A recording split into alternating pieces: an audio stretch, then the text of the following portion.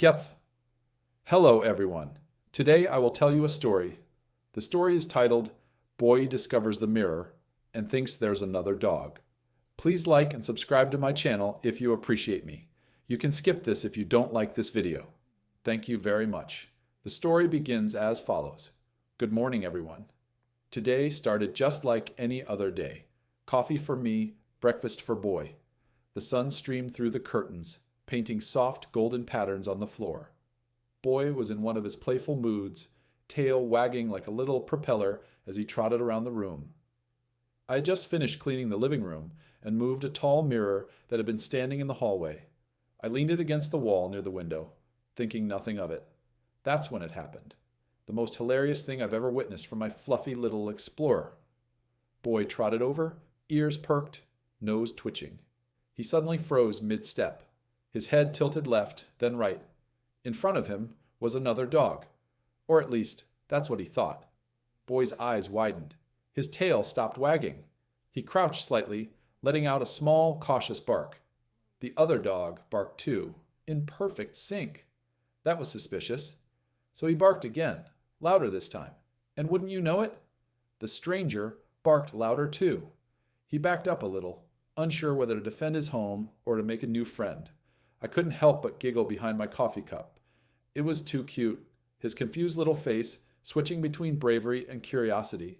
He crept forward again, nose almost touching the mirror, and then, boop, his nose met cold glass. The sound startled him, and he jumped backward so fast that his back paws slipped on the floor. He gave me a puzzled look, as if saying, "Did you see that?" It moved. I swear, if dogs could talk, Boy would have said, "There's someone in there copying me." After a few minutes of barking at his reflection, Boy realized that the mysterious dog wasn't going anywhere. So he switched tactics. If barking didn't work, maybe being friendly would. He wagged his tail cautiously, tilted his head, and even did a little bow, his version of a handshake. The reflection did exactly the same thing. Boy was delighted. His little paws started tapping on the floor in excitement, and soon he was bouncing in front of the mirror, tail wagging like crazy. He turned in circles, looked behind the mirror, sniffed around it, nothing. The other dog was always just there, staring back at him, perfectly in sync.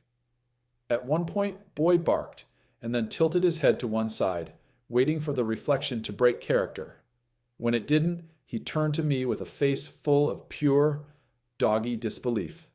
I almost burst out laughing. "Boy," I said between chuckles, "that's you. You're barking at yourself."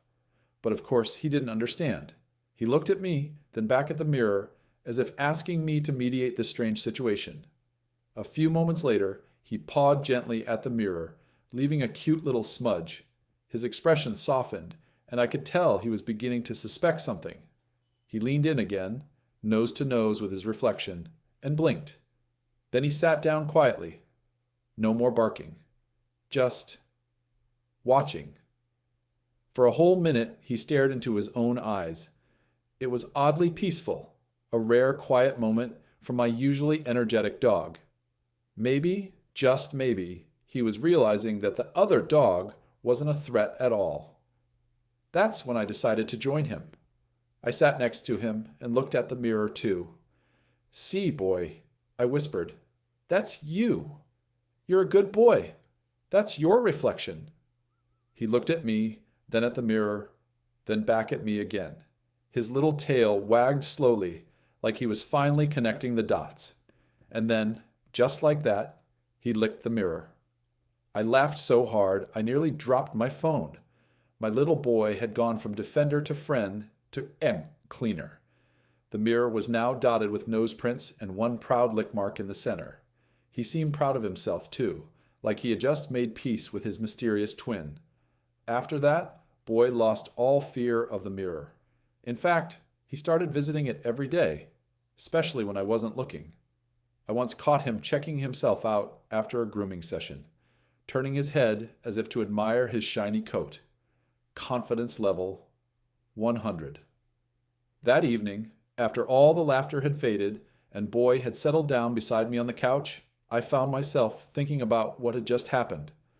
Watching him discover the mirror was like watching a little version of ourselves seeing something new for the first time.